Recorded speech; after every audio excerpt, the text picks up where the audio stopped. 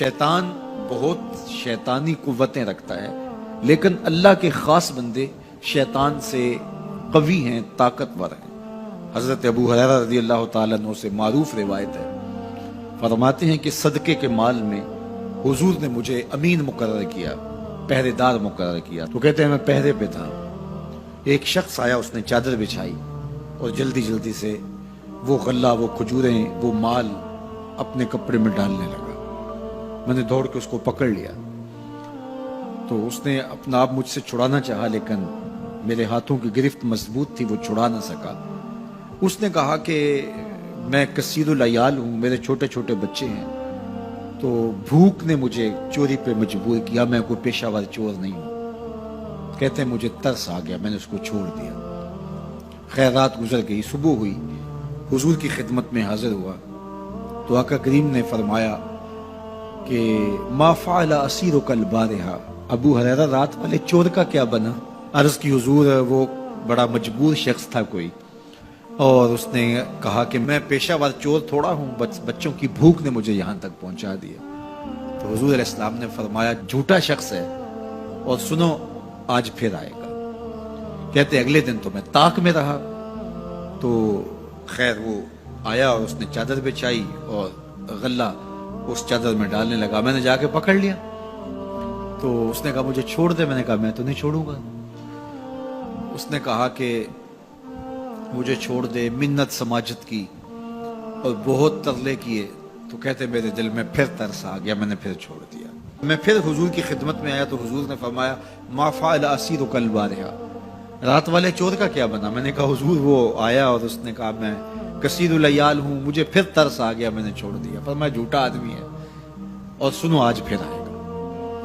اللہ اکبر! جو ہو چکا وہ بھی حضور جانتے ہیں، جو ہونے والا ہے وہ بھی میرے حضور جانتے ہیں۔ یہ اللہ نے اپنے محبوب کو شان دی ہے۔ تو کہا آج پھر آئے گا۔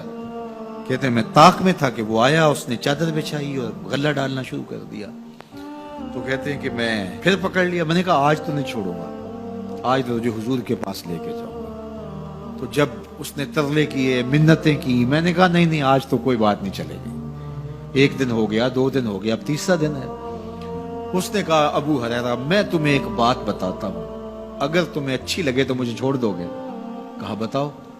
کہا کہ جب رات سونے لگو تو آیت الکرسی پڑھ لیا کرو، فجر تک تمہارے پاس شیطان نہیں آئے گا۔ کہتے ہیں بات بڑی اچھی تھی، میں نے اسے چھوڑ دیا۔ حضور کی خدمت میں پہنچا تو پھر فرمایا وہ رات والے چور کا کیا بنا؟ میں نے کہا حضور اس نے مجھے یہ وظیفہ بتایا۔ حضور نے فرمایا بندہ تو جھوٹا ہی تھا لیکن بات سچی بتا گیا۔ اور پھر فرمانے لگے ابو ہریرہ جانتے ہو وہ 3 دن جو آتا رہا وہ کون تھا؟ میں نے کہا اللہ و رسولہ عالم۔ فرمایا وہ خود ہی تو شیطان تھا۔ 3 دن جو آتا رہا وہ خود ہی تو شیطان تھا۔ اب شیطان بڑا تگڑا ہے، لیکن ابو ہریرہ پکڑے تو چھڑا نہیں سکتا۔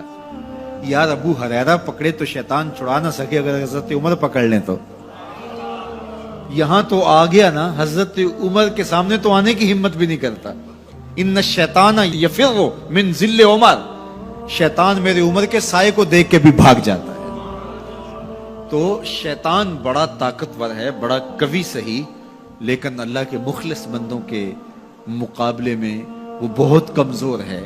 اس لیے اس راستے پہ اگر چلنا ہو تو کسی طاقتور کے ساتھ چلیں تاکہ یہ کمزور سمجھ کے حملہ آور نہ ہو جائے۔ تو ہم نماز کے اندر جب کھڑے ہوتے ہیں تو اس وقت اللہ سے سیدھی راہ جو مانگ رہے ہوتے ہیں، تو یہ نہیں مانگ رہے ہوتے کہ سیدھی راہ دکھائی دے۔ ہم دیکھ چکے ہیں حضور کے صدقے سے، تبھی تو کلمہ پڑھا ہے۔ سیدھی راہ دیکھ چکے ہیں تبھی تو وضو کیا ہے۔ سیدھی راہ دیکھ چکے ہیں تبھی تو کانوں تک ہاتھ لگا کے ہاتھ باندھے اس کی حضور کھڑے ہیں اور رخ قبلہ کی جانب کیا ہے۔ دیکھ چکے ہیں، لیکن آج نماز کے اندر ہم یہ کہہ رہے ہیں اہدنا الصراط المستقیم، مالک راہ دیکھ تو چکے ہیں لیکن پہنچنا بڑا مشکل ہے۔ راستے میں شیطان بھی کھڑا ہے، نفس بھی کھڑا ہے، کہیں راستہ خراب نہ ہو جائے، ساری زندگی کی کمائی کہیں لٹ نہ جائے۔ اس لیے اللہ سے مانگا کہ مالک ہم کمزور ہیں، ہمیں کوئی مان نہیں ہے کہ ہمیں راستہ دیکھ لیا تو منزل پہ پہنچ جائیں گے۔ قدم قدم پہ شیطان ہے، نفس موجود ہے۔ مالک تو دستے کرم بڑھا اور ہمیں منزل تک پہنچا دے، اور جب وہ کرم کرے گا تو پھر پہنچتے ہوئے دیر نہیں لگے گی۔